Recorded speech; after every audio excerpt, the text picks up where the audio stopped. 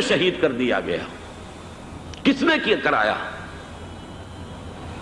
کہاں سے تعلیم حاصل کر کے آیا تھا وہ جس نے شہید کیا شاہ فیصل شہید کو؟ اس کی گردن پر کون سوار تھی؟ وہ یہودی لڑکی کے جس کے فوٹو بھی شائع ہوئے، ایک گردن پر اٹھائے کھڑا ہوا شہزادہ اپنی ایک یہودی دوست کو۔ دوسری جنگ عظیم کے بعد ایک دور آیا، امریکہ ابھرا ہے دنیا کی عالمی سطح پر سیاست میں، اس کے ہاں کچھ آزادی کے تصورات تھے، اس نے بھی سپورٹ کیا۔ برطانیہ کمزور ہو چکا تھا، وہ اتنے بڑے علاقے کو اب ہولڈ نہیں کر سکتا تھا۔ ہندوستان بھی آزاد ہوا، پھر یہ کہ اور دوسرے علاقوں سے بھی اس کو پسپائی اختیار کرنی پڑی۔ استعمار کے پنجے جس طرح بھی ہوئے، ان کے سینوں سے، عربوں کے سینوں سے جو ہے گویا کہ وہ ہٹے، لیکن امریکہ نے ایک اپنی بہت بڑی حکمت عملی جو اختیار کی، عالم عرب کے سینے میں اسرائیل کا خنجر پیوست کر دیا تاکہ یہ کبھی آزاد نہ ہو جائیں، ہمارے انگوٹھے تلے رہے، ہماری پالیسی گورن کرے۔ یہ استعمار کا دوسری جنگ عظیم کے بعد جہاں برطانوی استعمار، فرانسیسی استعمار رفتہ رفتہ یہ ہٹنے شروع ہوئے۔ صدر ناصر نے انگریزوں کو اٹھا کر پھینکا میڈیٹرینین میں اور دوسرے جگہوں سے، الجزائر نے آزادی حاصل کی فرانس سے، اطالویوں سے جو ہے لیبیا والوں نے آزادی حاصل کی، یہ ہو گیا، لیکن ایک خنجر پیوست کر دیا گیا اسرائیل کا سینہ عرب۔ اس صورتحال میں ظاہر بات ہے کہ ایک تو بڑی آئیڈیل پوزیشن تھی کہ پورا عالم اسلام متحد ہو، لیکن وہ تو بہت دور کا خواب معلوم ہوتا ہے۔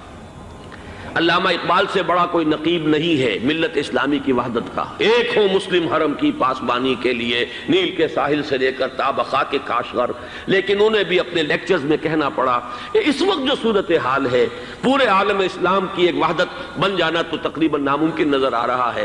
اگر کسی طرح ایک common wealth of Muslim nations وجود میں آ جائے تو بھی بڑی کامیابی ہوگی، لیکن اس سے بھی پہلے یہ تو زیادہ آسان تھا کہ عالم عرب ایک وحدت کی شکل اختیار کر لے۔ یہ تو ایک قوم ہے، اکثر و بیشتر ایک نسل یا زیادہ دو نسلیں کہتی تھے۔ شمالی افریقہ میں بربر نسل بھی ہے، باقی تو سب عرب ہے۔ یہ پورا عالم ایک نسل، ایک زبان، پورے اتنے رقبے کے اوپر بولے جانے والی ایک زبان، یہ تو ایک ہو جائے۔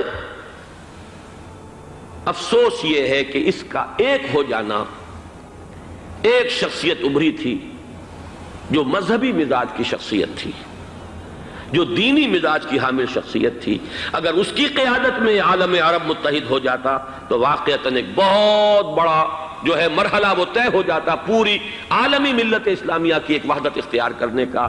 وہ شخصیت تھی شاہ فیصل شہید کی، اور اس لفظ کے ساتھ ہی آپ کے ذہن میں آ گیا ہوگا کیوں انہیں شہید کر دیا گیا، کس نے کرایا؟ کہاں سے تعلیم حاصل کر کے آیا تھا وہ جس نے شہید کیا شاہ فیصل شہید کو؟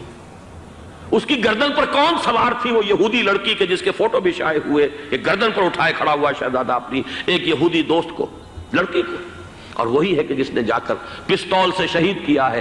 جان میں اچھی طرح جان لیجئے، جیسے بارہا میں نے عرض کیا ہے کہ حضرت عمر کو شہید کرنے والا کہنے کو ابو لولو فیروز تھا، لیکن اس کے پیچھے پورا ایرانی نسل پرستی کا جو پورا پس منظر ہے، اسے تو ہر شخص جس کی ذرا بھی نگاہ جو ہے جو صرف منظر کو نہ دیکھ رہی ہو، پس منظر کو بھی دیکھنے والی ہو، وہ تو جان لے گی کہ ابو لولو فیروز ایک فرد کا نام نہیں تھا، وہ ایران کا انتقام تھا عالم عرب سے۔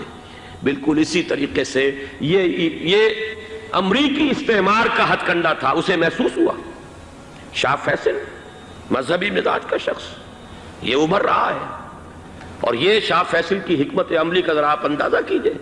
لاہور میں سمٹ کانفرنس ہوئی، اس میں وہ آئے، سب سے ٹاورنگ پرسنالٹی پورے اس وقت عالم اسلام کے اندر شاہ فیصل کی تھی، اور وہ گویا کہ ایک بہت ہی جس کو کہا جائے کہ ایک بہت ایلڈرلی، ایک بزرگانہ ایک شخصیت جو ہے، اور انہوں نے اپنے دولت کے دروازے، عرب میں وہ مشہور تھے کہ نہایت خسیس اور بخیل انسان ہے، اس لیے کہ وہاں وہ خرچ کرتے تھے حساب کتاب کے ساتھ، لیکن ان کے خزانے کھلے ہوئے تھے عالم اسلام کے لیے، ادھر بھی مدد ہے، ادھر بھی مدد ہے، ادھر بھی کام ہو رہا ہے، ادھر بھی کام ہو رہا ہے۔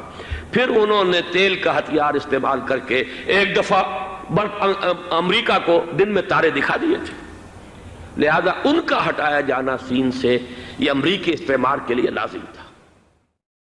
دین کی بات پھیلانا صدقہ جاریہ ہے۔ ثواب کی نیت سے ویڈیو کو شیئر ضرور کیجیے. جزاک اللہ.